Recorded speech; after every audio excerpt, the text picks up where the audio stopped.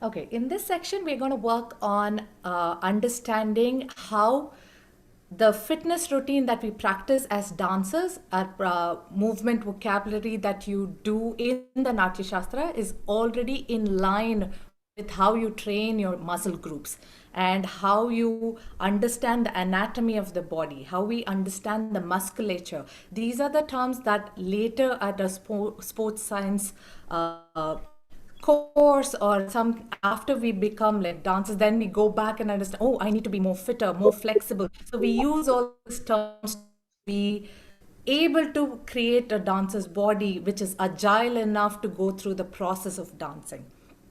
And now I'm going to show you maybe a of training of the body is inherent in the learning itself. Natyashastra, how the two go hand in hand, and it's not two separate things where you become a dancer and then go out and train yourself so that your body is agile to do all this movement. So if I did something like, I'm going to step back. Am I visible? If I did something like holding a weight and lifting my arm up and down, now who would want to watch me doing all of this or just swinging my hand? So this is not going to be very artistic in my presentation. Now we have all done these exercises of lifting forward, backward, working on your shoulder muscles and all of this, right? Now, in dance, how do we show something like abduction, which is moving your hands away from the midline of your body? So if I did something like with a leg extension, we've already had extending our leg in a straight line. We have extensions. We have abductions where you are moving your arms or the limbs away from the midline of your body. And you're bringing it in with an adduction. Now, this part, if I did any kind of bends or decreased the angle of the two bones, that is called flexion. When you go to a physical fitness, physical therapy, they'll talk about flexion of different joints. Now, if I did this, that is flexion. And now I'm going to show you a small exercise where Natyashastra uses rotations, hip rotations. And we have all gone to the workout session and done this. Before you started the workout session, we always do one of these exercises where you're doing an external rotation or an internal rotation. We've all done these rotatory movements. Now, watch this. This is one of the karanas, Valitorukam, which shows, I'm just using some decorative hand movements. I'm using a Shukatunda Hasta, where you will see the same movement that I just showed with the rotation, right? So I'm just going to go lifting. You will see bringing it in and open. So we did exactly the same movement as this, but in a very artistic way, in a very aesthetically beautiful way, where we went 1, 2, 3, 4, which is exactly the same. And we have all, I showed you the Sthita Varta. What does this action contribute to? Very similar to what we have done previously. And there is another movement where we go. This is one of the charis. I'm showing you one element of the charis which uses the same external and internal rotation. When we talk anatomically, then there are terms for this. But when you're training your body, you're doing pretty much the same thing, which is this.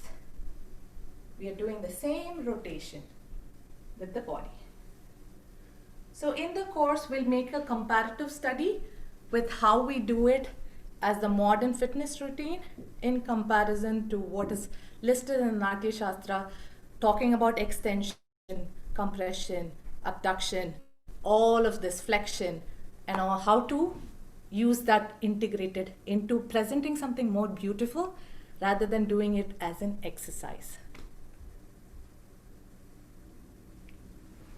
Any questions?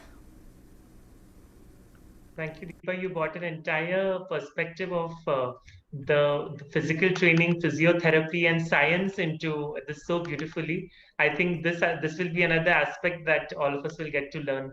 That apart from just enjoying and learning the dance, any Yes. questions from the participants on this, please?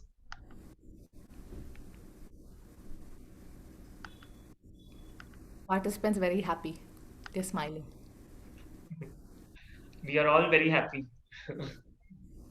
It's like This is in bonus to learning the vocabulary, we are getting to learn the modern day terms and fitness and beauty and everything else. So we are these happy. modern, I think these modern day terms very later in my life when I started doing my ISTD and other courses related, which correlated with your training and how to, and as you start to, over the years, you start to age and you want the body to function, the instrument to perform at its best. Then you go back and learn. I'm like, then I come home and think, what? I've been doing this. These elements are there in yoga where we, when you go to a yoga class back home, they would ask you to first walk on your toes, then walk on your heel. Then if I did the beda, which talks about the sole of the foot, we did exactly the same thing. So if it is very similar to practicing your own bedas before you start dancing, then it would attribute to the same exercise or preparing your body rather than going to. But how now the question is, do all of our dechi form or regional forms have this integrated into your learning? We are focused on learning the movements. Have we, maybe there was a time where this was part of your learning. Now breaking it down into Bharatanatyam, Kathak and Odissi and this and that, do we have this training, which was very That's important? beautifully said. I think in all Indian knowledge systems, we first have the knowledge and then the darshana or the viewpoint to look at it. That's sort of sometimes where we just learn one aspect and not the viewpoint of how to treat it or look at it. And I think this is a beautiful point that you have given all of us, that not just learning the movement, but also knowing about it or viewing at it from different points, from the point of view of a dancer, from a therapist, from a yogi, and then it will all converge together as one. That's so beautiful. So I think we will conclude uh, this Q&A on fitness and the Natyashastra with this. Thank you so much. Thank you, Thank you. everybody. Thank you for joining us.